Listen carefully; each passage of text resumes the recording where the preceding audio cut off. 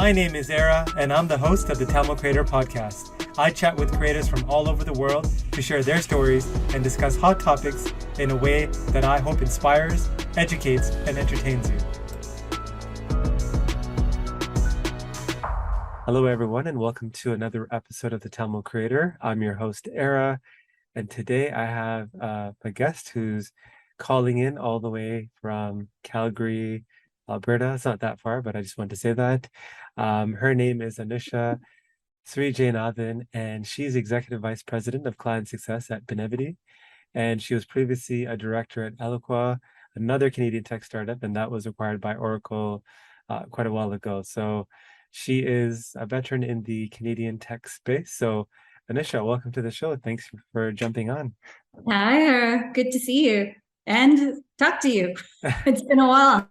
And I was telling Anisha, we had a pretty good pre-recording conversation about the Calgary real estate market and this whole debate between condo and house. And I wish I kind of recorded it, but maybe we might get into it later. But Anisha recently is in the real estate game in Calgary, so that's kind of how it came up. And she's currently without AC, but she's champing it out and sharing her story today. So thank you. Well, I won't lie. It's a little bit hot. Who knew? Calgary, it turns out, it can be a very hot city in the summer. But yeah, I'm really glad to be on the show. Thank you for having me.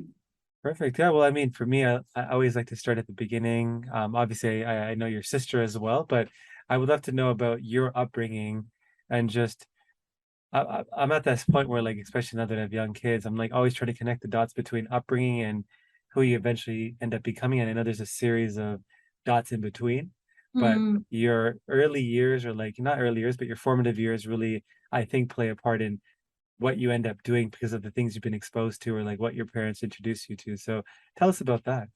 Sure. So I was born in Sri Lanka, but left at a very young age. I think I was 2 or 3 years old at the time that I left, and I was part of that contingent or cohort of Tamil people from Sri Lanka who went to Nigeria. So my dad was an engineer and was part of that crowd that went out there, and so lived sort of that very young life outside of Sri Lanka and out of the Tamil community, and really sort of had sort of those very early years in a different place altogether. And then went back to Sri Lanka for a year. And in many ways, I sort of credit that 1 year, as strange as it sounds. And this is how much, your younger years sort of stay with you all the way through your life. But that 1 year when I was 6 years old is probably the year that, formatively actually helped me learn the language, learn Tamil, learn the alphabet, learn how to speak. And I can't necessarily say that today I'm fluent in it, to my mother's like horrified, she's sort of horrified that neither of her daughters really sort of picked up the language and the love that she has for it. But the accent, the ability to speak in it, so much of that is from those very early years that, when you sort of talk about what those formative years matter, that's the thing that I always remember. And it's sort of that gift that I got from that time. But moved to Canada soon after, and we were sort of that family that came here in the mid 80s, very early to sort of the early sort of Tamil community that was here at the time. Really didn't have, there weren't restaurants, there weren't stores, you didn't really have babus to go to go and buy idiyappam from or anything like that. But you had a very tight-knit family friend circle that really sort of became the quote unquote community for you and for me as I was growing up. And so that community was what my parents were both highly engaged in. My dad was somebody who volunteered quite a fair bit in lots of community organizations and associations, particularly in the seniors world. And my mother was somebody who had a love of the Tamil language and spent almost 30 years teaching Tamil as a second language. And so I was always somebody that had grown up in and out of going to Kalavelas and festivals and dancing, learning Bharatanatyam and going to different sort of schools and classes and things like that. And so sort of grew up with that community as sort of part of that base. And then kind of, that became sort of the launch pad in some ways that I sort of think of as that, call it that strength or that community or that net that we all fall back on. But that's part of who I am today, even though perhaps, now I'm sort of living in Calgary, which has a smaller Tamil community out here, very long established, but maybe not as diverse or as deep as the one that we have in Ontario and in Toronto, Canada. So you grew up in Nigeria. So are you part of is that how you know Manjula? Yes, yes. Okay, so are you part of the Well, we Manjula? actually never met in Nigeria. Oh, I Um, see. Okay, we okay. met, oh gosh, now it's like 20, 25 years ago, but there's an organization called Cantide. And we met when we both volunteered there, oh, so many years ago, when we were youth. Oh, I see. Okay, because there's that whole Nigerian contingent is like yourself, Manjula, my friend Kamuta, Ashanti Omkar. So there's something in that Nigerian soil or whatever it is. Who A lot knows? of I mean, I think a lot of it probably does have to do with the fact that, if you think about our parents, many of them ended up leaving Sri Lanka because of the lack of opportunities that they had. But I do think that it takes a little bit of that, call it courage, a little bit of risk taking. And so I suspect that many of our parents shared a little bit of that characteristic that would have them get on a plane, for some of them for the first time, and go to a entirely different country and sort of, start to build a life for themselves there, however short the adventure ended up being. But I think that's probably why there are certain experiences that probably have shaped us similarly. Yeah, I think when you just like when you say that also like I've been thinking a lot about that and I don't think I get more of the magnitude now because for example when we travel we're using Google Maps all this stuff to kind of get around in new countries where we don't know the language or where things are but we have all this technology and know how to do that. Like they literally had none of that. They just packed up whatever they had, got in a plane, showed up in they grew up in a tropical climate for the most part, coming Mm-hmm. to a place, depending on the time of year in cold weather, not dressed. Um, yeah, I don't, I definitely, I mean, again, maybe you kind of, just get accustomed to your surroundings, just adapt. But I can't imagine myself doing that. And I think it's only at like when I get older, I realize just the magnitude of those decisions they made and the courage, like you said, they had. And also the other thing you said was community, which I feel like as a Tamil community, which is a good thing, they've got more successful, people have done better. But I guess the negative or the downside of that is like before everyone used to be in one place and like, um, you know, I felt like everyone was a bit more close, but now it's like everyone's more dispersed into like different communities.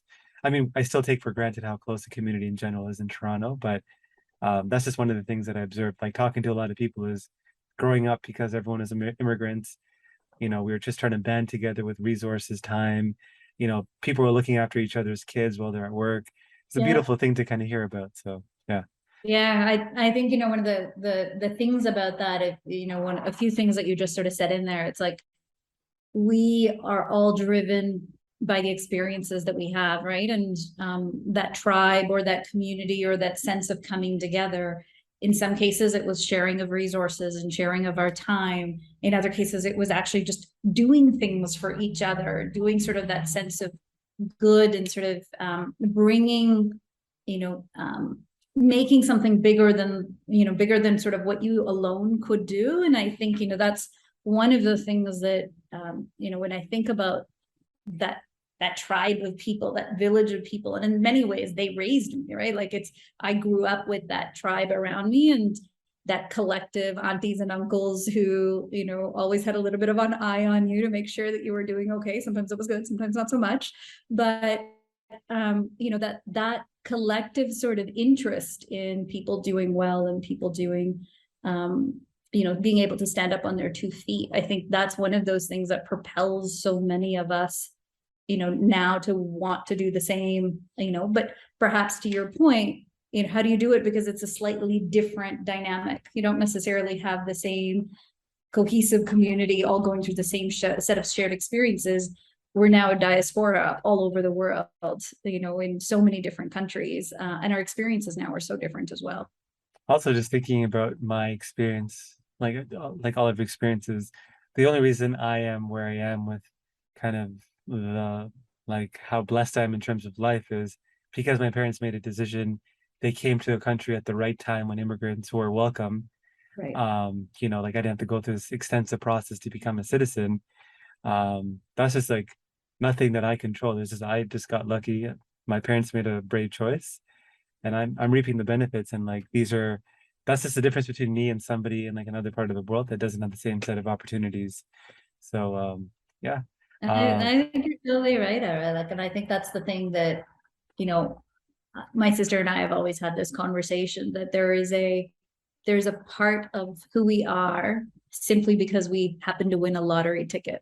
mhm. Call that lottery ticket karma, faith, destiny, whatever it might be. But there are people just like us who didn't get that chance and who didn't get that opportunity. And I think, it's almost, you get to this place where you have this real understanding of what your privilege looks like, because the successes we have are built on us having that, lottery ticket so early in our lives, where we were either had parents who took those risks, or circumstances brought us that way, or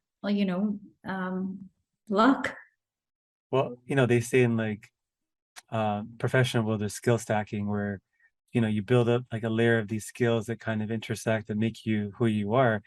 But I also look at it as kind of like, I don't know what you want to call it. Maybe it's called luck stacking, where it's like, number one, I was born relatively healthy. I came to like an awesome country. My parents were able to kind of also stay healthy and kind of make an income enough to kind of put four kids through school. And like all these things had to kind of align perfectly for me to end up here.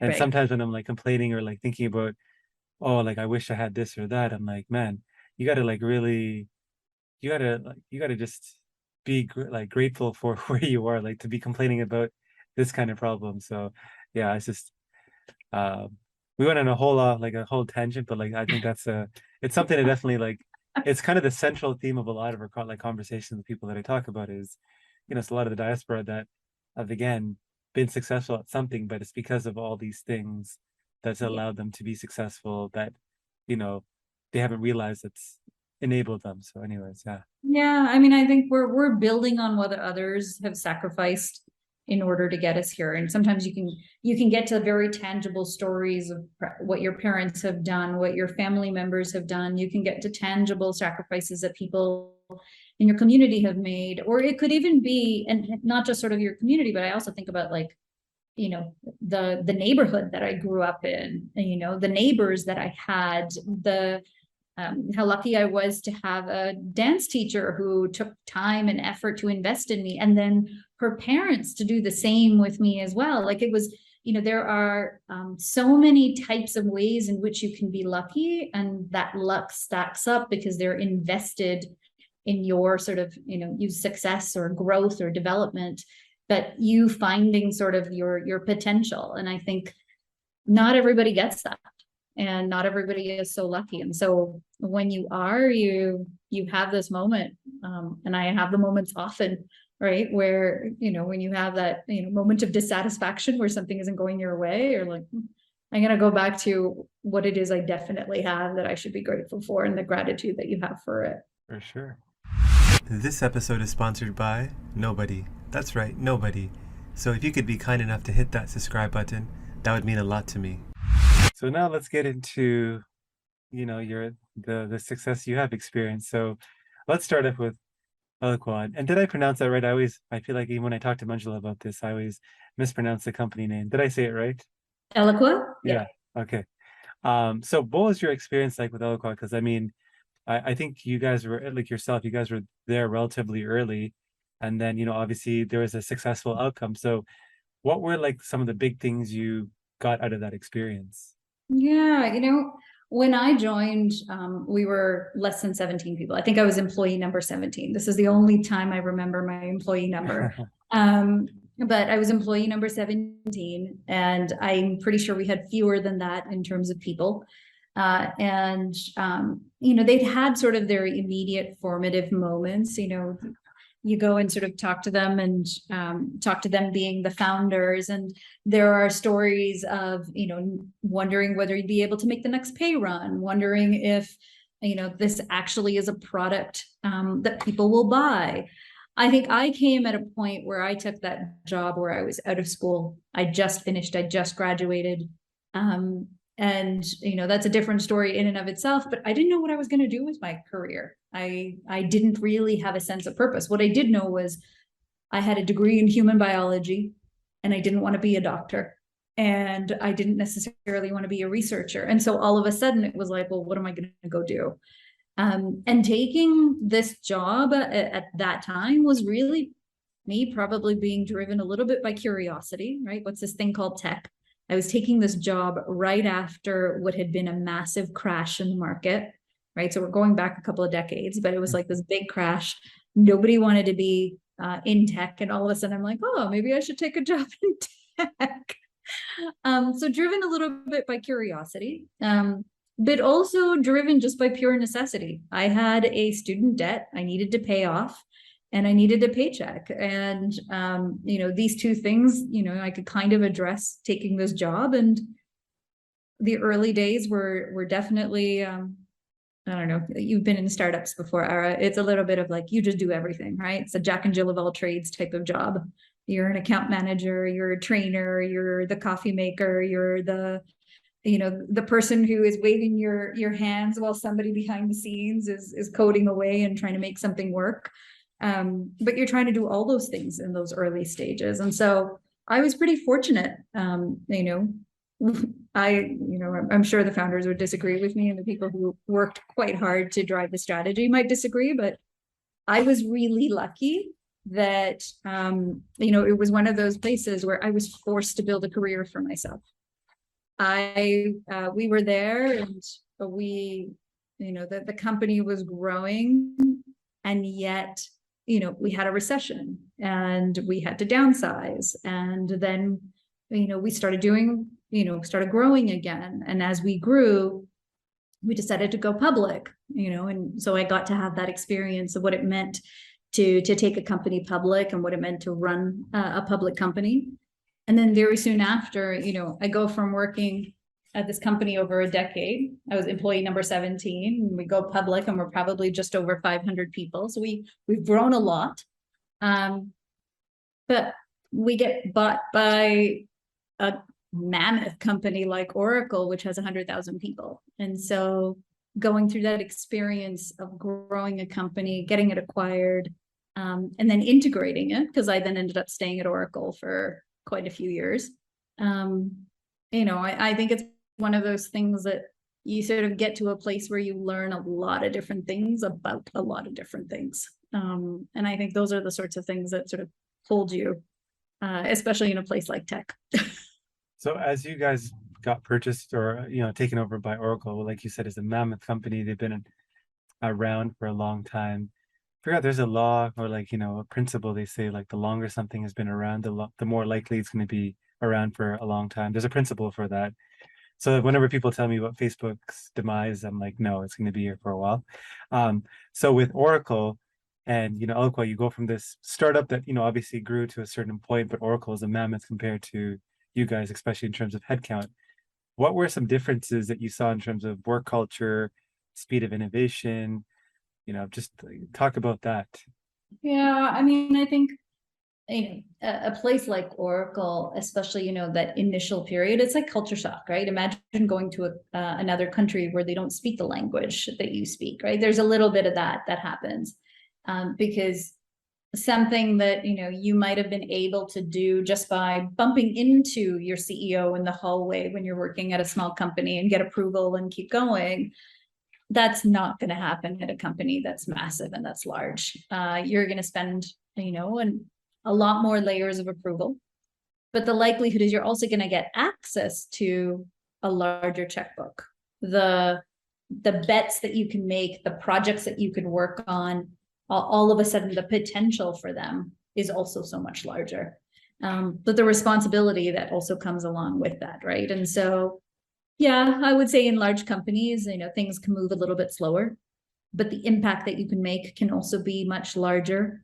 It depends on what you're trying to do though, and what you're trying to get off the ground. I get the innate battle, because eventually I got to this place where I was lucky. I was running a lab in a place like Oracle. And so I got to a place where I found that niche entrepreneurial space where I could do what small companies were doing within a very large organization. And I've managed to find my fit in there. So I ended up staying for a while. But once it got to a place where I was going to, merge back into what the larger organization was like, I was like, that wasn't going to be for me. And so I ended up leaving and going to a different company that was much smaller in nature. Well, I guess that was my next question, which was, seemed like things were going like great as you described. So how did the opportunity with the Benevity come along? Like, how did you even hear about the company? What made you excited about potentially joining? When we were talking about luck stacking, right? There's a little bit of luck stacking when I think about this. So while I was at Oracle, that was a great thing about being at that company. I had a boss who, really the best way I could sort of describe it was he was encouraging me to be just like, he's like, you just need to think bigger. What is it that you want to do? How do you think that you can bring your talents to life? And one of the things that I'd always contemplated, especially I think, maybe call it the complex of having a degree that had nothing to do with the career that I was in. I was like, I really think I should go back and do an MBA. Maybe I should go to school. Maybe I should stop working and do all this. And in that process, I just had a number of conversations with a few mentors, and landed where I was like, you know what? I'm not going to quit my job, but I am going to do an EMBA, which was sort of like a part-time MBA, the executive version of it. And, got pushed along with a mentor, and decided that I was going to do that for a couple of years, which made the process of working and going to school and all of that very intensive. There were a lot of sacrifices that you make. But as I was finishing that, there was an exercise that we did. And that exercise was, where do you want your future career to go? And what do you want it to be? And I remember writing out this entire, it's almost like a vision board. Have you ever done a vision board before? I know what the concept is, but I have never done one practically, no. Never done one. Okay. Well, I mean, it's pretty much what you do is you sort of imagine what, call it whatever your vision is for the future. And then you find things that would represent that vision and put it on there. So it could be pictures, it could be quotes, it could be, art, things that you draw, but things that sort of like bring, some sort of visualization to this dream that you might have for yours, right? And we built out this vision board. And as I was building out this vision board, I was like, I'm exhausted. I'm not going to go take a job. I'm not going to do anything. I put this vision board aside. I finished school. I was wrapping up sort of the job that I was doing at Oracle, and they were going to move me into a different job. And I had an opportunity where my boss at the time was very supportive and wanted me to move to Silicon Valley. And I was going to go live in San Francisco. And I was just in the process of getting all of it sorted out, visa included and everything. And I had a recruiter call me. And the recruiter was recruiting for a role at Benevity, and said to me, hey, like, we have this tech company in Calgary, really think you should talk to them. And I was like, Calgary? I've never even set foot in this place. I don't think I'm going to be going out to Calgary, but thank you very much. Here's like 5 people you should go talk to, who are going to be great at that type of job that you're looking for. And I finished up that conversation, and I happened to be moving at the time as well. And I was wrapping up the room that I used as my office during my school time. And this vision board popped up. And on the vision board, it sort of said, I want to go back and work in the nonprofit space, because I had early in my career, that experience at Cantide and a few other things really gave me a taste for what nonprofit work and cause work looked like. And I was like, you know what? I want to go back into that space, but I've now spent nearly 15 years in tech at this point, and I love technology, the innovation that's there, the fast pace. And so I was like, I want to find a job that marries nonprofit, cause, charitable sector with my tech experience, ideally in a place where I can do client work, right? And it was like, I got really specific on this vision board, like what it is that I wanted to be doing. And I didn't want to walk away. One of the common things that people always talk about is like, if you're going to go into nonprofit sector, you have to be prepared to take a pay cut. And I was like, I don't know if I want to take a pay cut. I'm kind of enjoying the lifestyle that I've got. And, I've got commitments, and I want to make sure that I can live up to those commitments. And this recruiter called me again, and he was like, you know what, Anusha, I really think you should talk to these people in Calgary. And I took the call, and 5.5 years later, here I am. That's amazing. I realize that we jumped the gun because there's a lot of context we have that maybe the audience might not have. So if you could do me a favor and quickly describe what Eloqua does and what Benevity does, because I feel like we're talking as if they know, but they might not know. They probably don't. Yeah, fair enough. So Eloqua was what I would call, very early marketing tech. They, over the 12 years that I was there, and not counting the Oracle years, we started off in the early days as this chat product, right? Anybody remember chat as it was way back when?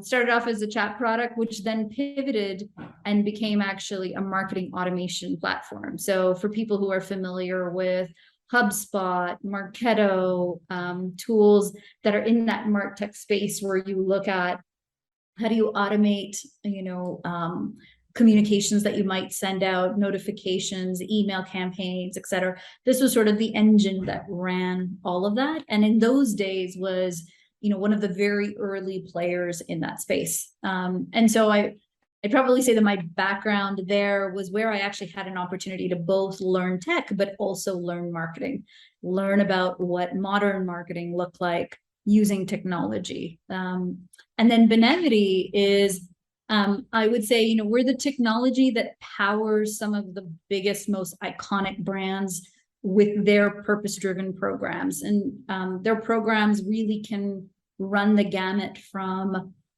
managing their volunteering programs to running, corporate campaigns where they might be giving funds to specific causes, to providing sort of the platform in which they're engaging their employees to want to do good in some way. And so that could be through actions that the employees make. It could be through collective action where they're driving movements around specific causes. And then, of course, powering sort of call it the customer engagement programs that our clients might have, where they're engaging with their own customers on how do you sort of catalyze movements with your companies, the clients that they work with and the customers that they work with, the public, to be able to sort of drive some sort of good. And so we provide that entire engine on that back end. So Benevity, you mentioned the recruiter called on the second time to convince you to take the call, and something must have been said in your conversation, because I'm assuming there's like some kind of interviewing process where at that stage eventually you probably talked to the founders. So what was said to you? Because even though it married two of your interests, tech and doing good work in terms of like a nonprofit perspective, you still have to be sold on like, could they actually do what they said they were going to do? So what was it in those conversations that convinced you that this was the company that could do it? I can't say that I was convinced that they could do it. Did you know that every time you left a 5 out of 5 review for this podcast, a Tamil parent lets their child pursue a career in the creative arts? Okay, that's probably not true, but if there's a chance that it is, do you really want to jinx it? Leave a review. Do it for the young creative in you. But what I was convinced was that the people that I was talking to, and so this is like the founder, Brian DeLautenville, they had he had a really specific vision of how this could come to life. And if you ever hear Brian speak, you just sort of stand in awe of having somebody who himself was an ex-Bay Street lawyer, really as far removed from the nonprofit space and the cause space. But what you started to understand was like when you come, and I think this is the joy of sort of the tech space, is that you come in and you look at problems very differently, right? Rather than when you've lived in it, you almost have a little bit of an outsider's view, and you could look at things and you can say, how do I disrupt this? How do I make this better? How could technology help? And I think he'd be the first to admit that he's not a technologist and he's not encumbered by that.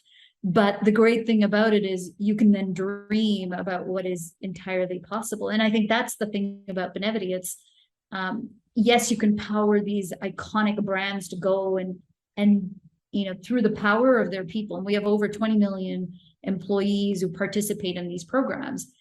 The impact that they can make is in the billions of dollars and the hundreds of thousands of hours of volunteer time and effort. So the social impact of that can be huge. But I think the thing that gets me excited, and what Brian spoke to when he and I chatted during my interview process, was, well, what's the impact that happens to those nonprofits, to the cause space, to the charitable sector? And there was a drive and a desire to bring much more efficiency to that space, to allow those nonprofits to actually be able to focus on the work that they were best suited to do. And I think it hit home for me because I'd had that experience when I was at Cantide, when I was, I'd done a whole bunch of volunteer work through my dance, things like that, where I could see that, there were so many things that you do because you're so small. You don't have access to the resources. You might not have access to the skill sets, to the talent that you need, that perhaps the for-profit sector easily gets access to, right? You sort of attract that type of people, the infrastructure is there, versus in the nonprofit sector and the charitable sector, it's a little bit slower to get there. And so all of a sudden it was like, oh, the thing that I'm passionate about, and I couldn't even articulate it at that point, but when he spoke to it, I was like, that's a problem that I want to go solve, that I want to help solve. And so it became more something that convinced me because of call it the problem statement, than it was the end state, because I didn't know, and I still don't know what the end state will be, right? This is the beauty of tech. It's continuously growing on you. But at that point in time, it was really about, what was the problem itself, and can I fall in love with this problem? And I did. So he convinced you that, hey, this was a problem worth solving. You got excited about it. And then when you left Oracle at that point, you told me you left on your last day was a Friday. You packed up, you went home, gave some stuff to your parents on the Saturday. Sunday, you're on a flight, and Monday, you were starting work in Calgary. So you moved cities, you moved jobs. Number one, what made you decide that, you want to kind of just pull off the Band-Aid and just make the move to Calgary without even like some kind of transition period? And number two, I guess it's a two-part question. One is making the physical move, but number two, why not take a break in between? I wish I'd taken a break in between. Gosh, I think it's one of those things, and especially I think the last 2 years have really sort of taught me a lot about the importance of building resiliency and taking that break. And so in hindsight, I wish I'd taken the time and not necessarily sort of made that move as quickly as I did.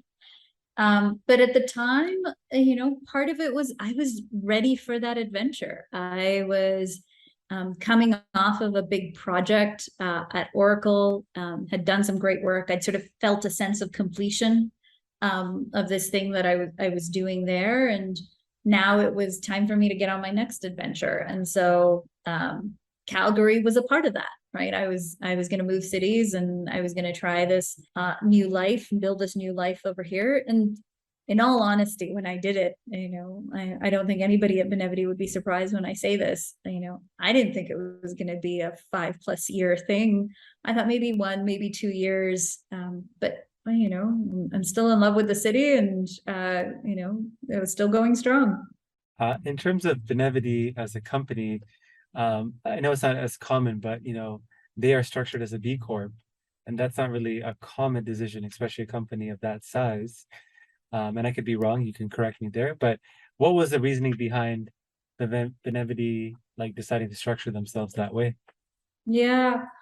I mean, I think again, coming back to Brian and the original founders who looked at Benevity, I think a lot of it came from an ethos and a philosophy that you can do good, you can be good, and you can also create good, right? Like you can create great companies, and doing a good job on the bottom line doesn't mean you need to sacrifice doing good in the world, right? And so you can actually do that together. And I think by structuring us as a B Corp, it actually got to the heart of the culture we wanted to build in an organization that saw purpose at the heart of who we are.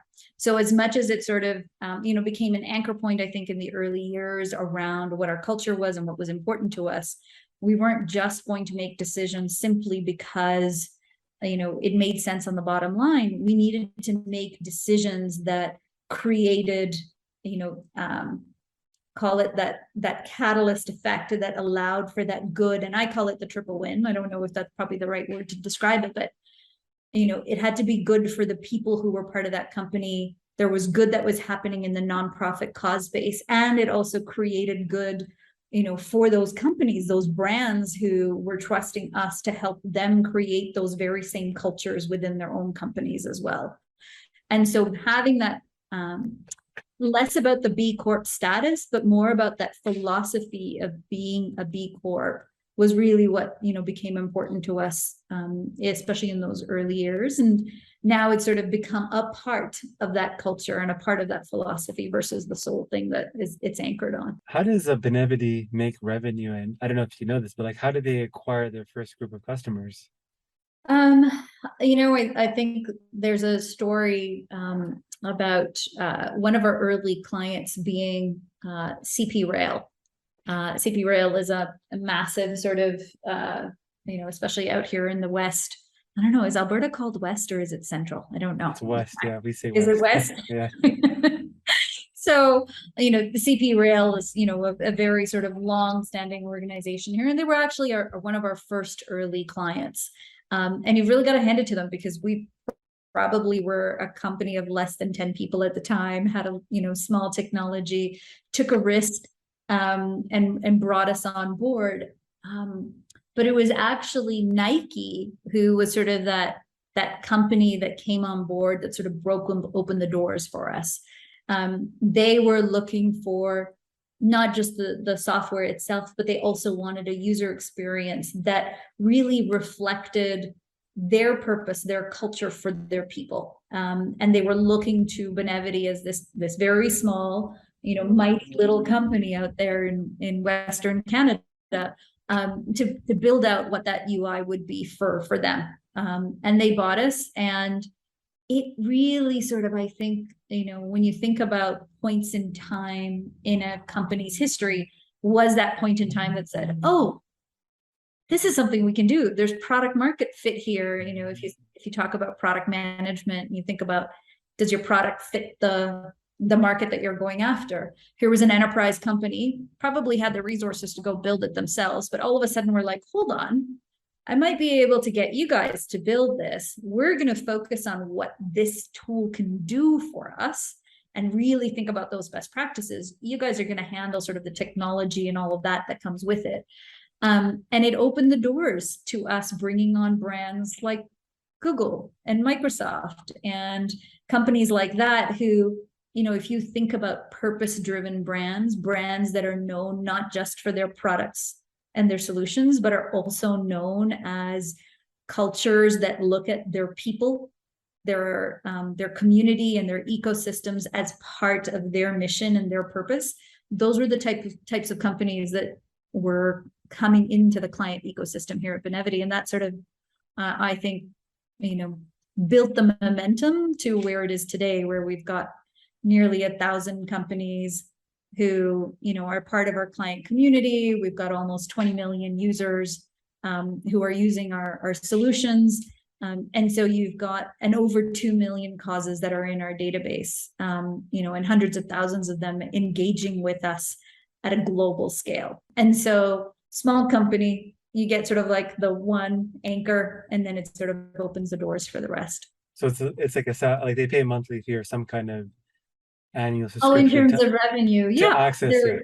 yeah, it's very similar to many sort of services as subscription businesses. So you've got sort of annual fees, subscription where it gives you access to the technology itself. You'll have services that you might be paying for as well. There's some companies who, look to us not just for, providing the technology, but also providing sort of call it the human capital and the best practices and the consulting that come along with it in order for them to actually be able to leverage the software well. So were you in the company when they, like you said, there's 10 employees at the time. Were you part of that group? No, I wasn't. I came in much later. So my story of Benevity is different from my story at Eloqua. Eloqua is the startup story. Oracle was like, it's scaled, it's already there. And then Benevity was in between. I came at Benevity where there were almost 100 people that were already in the organization. And I came on board as their, think of it almost as like a post-sale leader. Once that contract is signed, sales has brought that client in. How does the organization really sort of wrap their arms around this client and help them adopt the solutions and sort of, support them through that journey?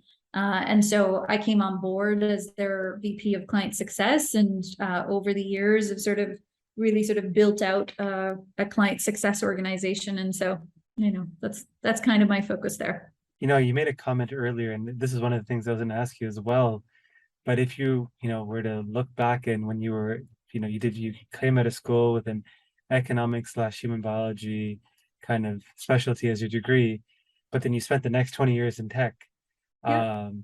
Does that influence the way you think about, advising, maybe other folks, or just like looking at the future of education when you recruit talent in terms of, number one, does school matter, or does program matter? And like, or is it just like, is there different ways of identifying talent? Because education isn't really that big of a deal, because where you start is, for most people, is not where you end up anyways. I think it's a great question. I don't know the right answer to this because I fully admit that, like, as a child, I don't think anybody could have predicted that I would have gone into tech, right? Looking at me, I was the nerd who was reading a book all the time. I was more likely to be in academia than I was, going to be somebody who was going into tech. But I have a love of learning, and I have, I think there is a place for that in every person's life.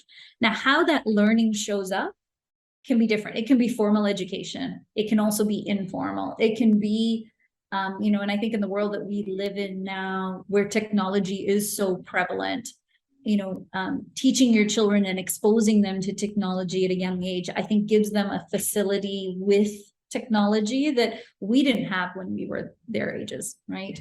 Having said that, I also think that there's beauty in literature, and there is a way of thinking that you can learn, and that way of thinking, that critical thought process, it may come through your formal education. It may also come through your life experiences. And so I actually look at it, if someone comes to me and says, should I go to this university, or should I go to that university, or should I do this course, or should I do that course?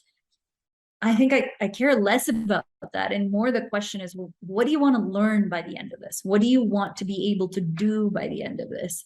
And if you don't know the answer to that, then going into a formal program is great, because it at least guarantees that you're going to be learning a set of things and you will come out with a set of skills. But if you can put the thought into what those skills are that you want, then the likelihood is you're going to marry the thing that you're passionate about or you're interested in with a set of skills and a set of tools that you can then apply towards things that you enjoy. And I think that's where it becomes, that's the piece that I think is sometimes harder, because when you're young, it's like your world is your oyster and there's so much there that you could explore. And so I just think that it's one of those things where you kind of have to look at it as holistically as you potentially can. So when you're looking to build out your team, what are you looking at in terms of, oh, I want this person on my team? What are you looking at? I'm looking for people who, you know, And I think it depends also at like what stage in the organization you are at, what level you're at, because the type of team that you build may differ. But I would say generally, I'd look at the problem that we're trying to solve and say to solve those problems, what skills do I bring to the table? What skills don't I have that we need in order to solve that problem? And then who here already is on the team that can solve those problems, and what can't be solved? And so how do you build that diversity on that team, both from a skill set perspective, from a way of thinking, but also from experiences, right? Once you get up to a certain place and maturity in an organization, you're also looking for pattern recognition.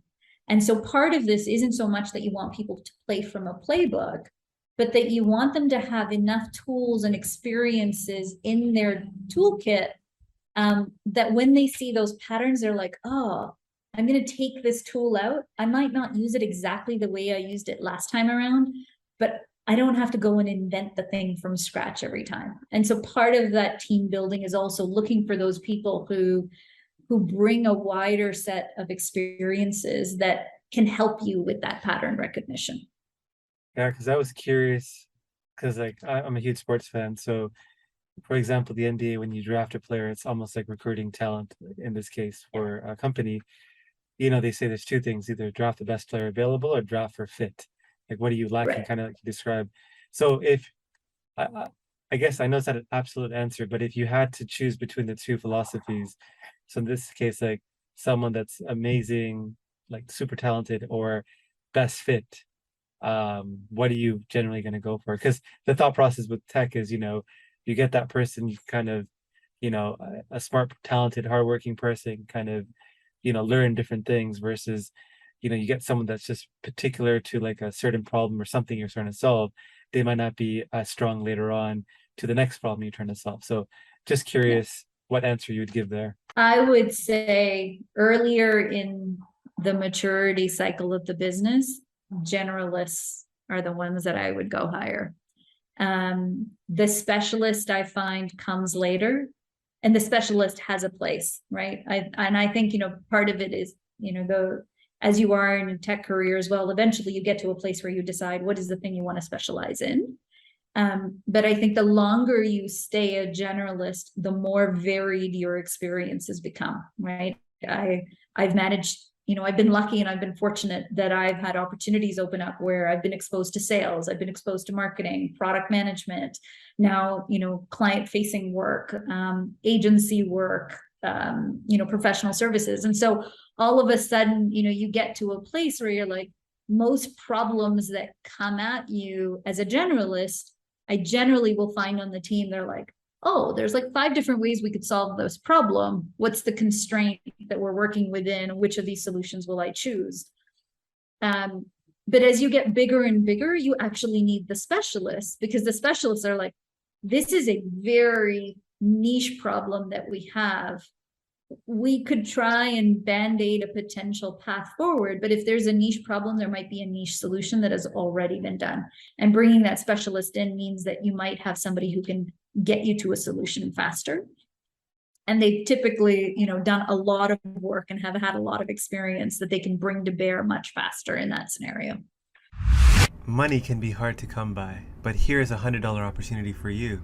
Join my free newsletter for free exclusive content and a free chance to win $100 when I hold special draws. Did I mention that it's free?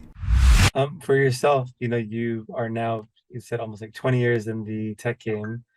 The natural question to ask, and maybe it's not the right question, but do you see yourself eventually building your own company in the future? Or do you see like your greatest sense of joy, like where you feel like you belong is kind of helping tech companies at a particular stage instead of starting your own? Never say never. I don't know, but I haven't, I'm just generally, I find, I love bringing that vision to life. I love sort of that, and you've probably heard this in the world of entrepreneurship, right? There's millions of ideas that are out there.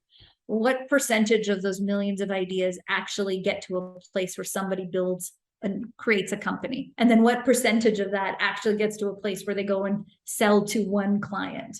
And then you think about the next percentage of that that actually gets to a place where they are getting into growth mode.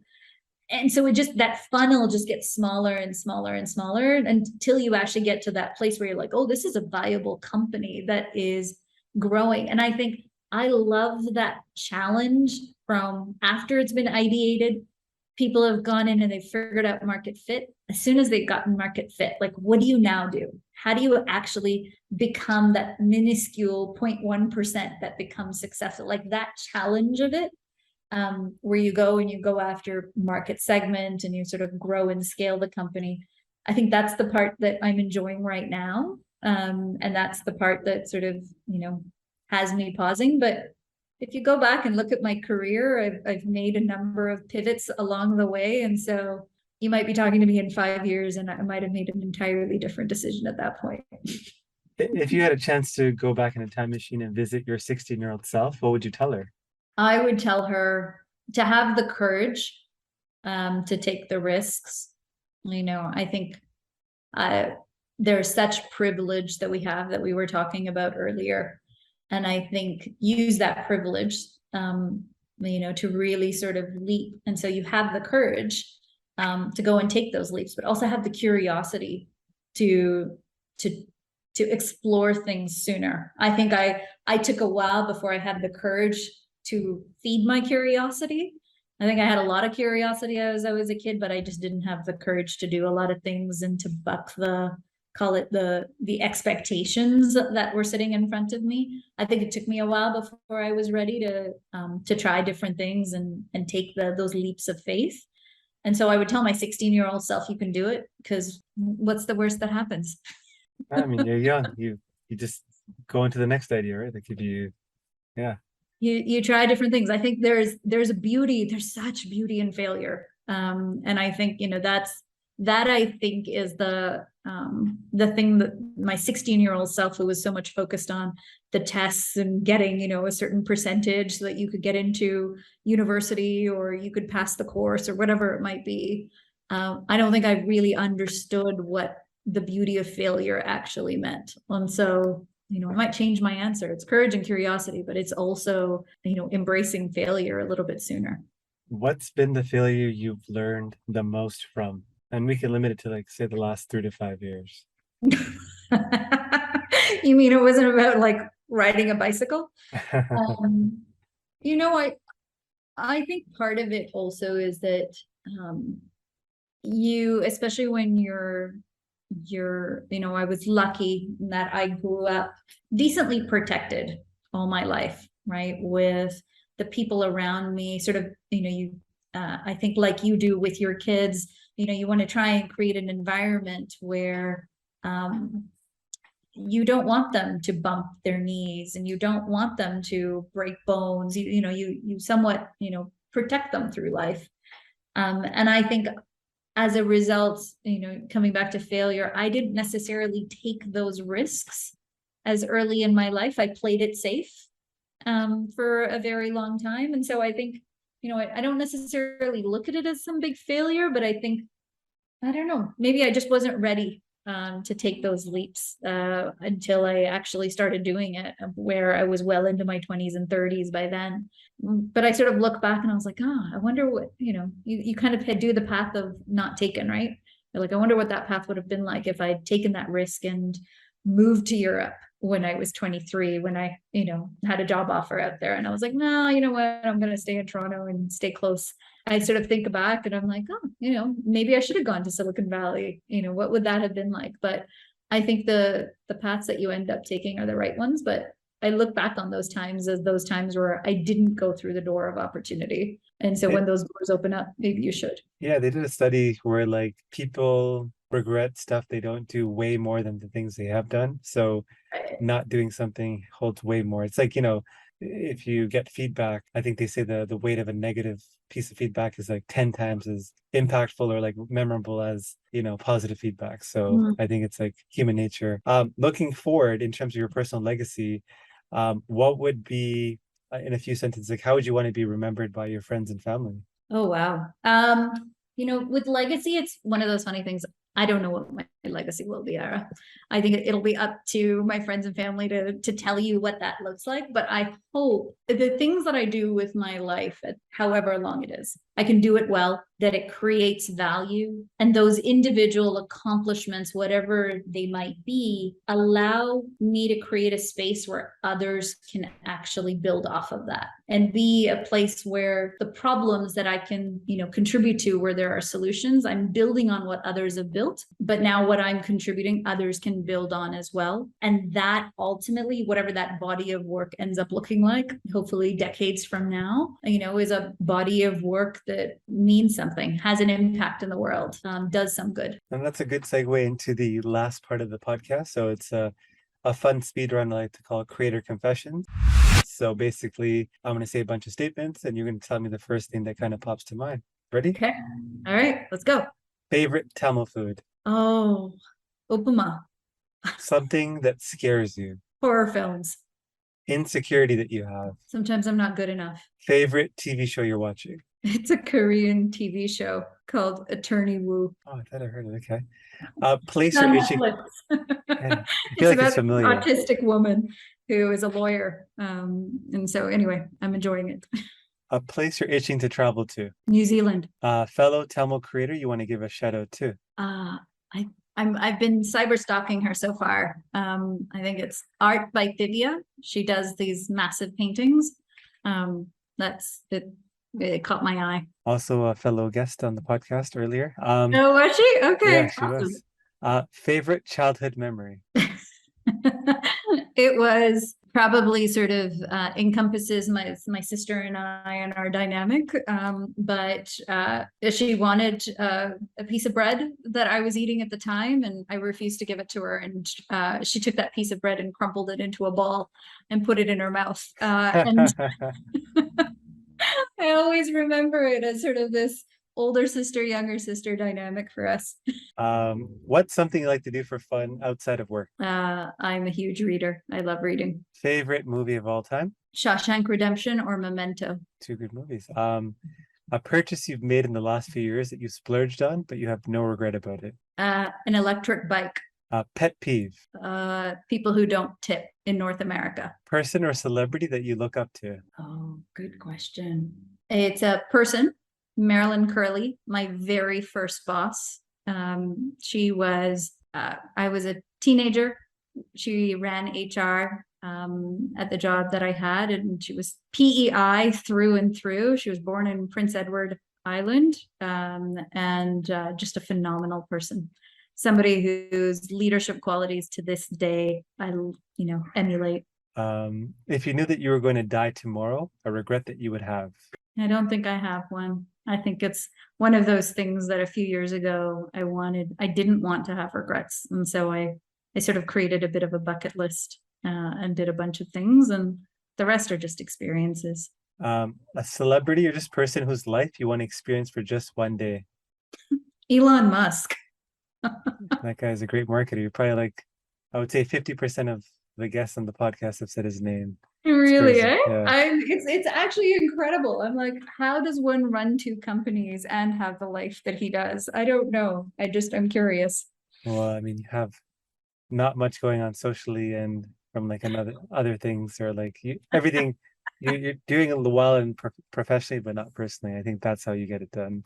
Yeah, that's possible. The other person that I would love to, in all seriousness, is Susan Cain. Have you ever read a book called Bittersweet? It actually just came out. She wrote a book called The Power of Introverts. Oh yes, I read that. Okay. I think I'd love to be a fly on the wall with her process of how she writes books and how she thinks. But yeah, I'm still curious about Elon Musk too. Since you're an avid reader, what's your favorite book that you've read recently that's had a big impact on you?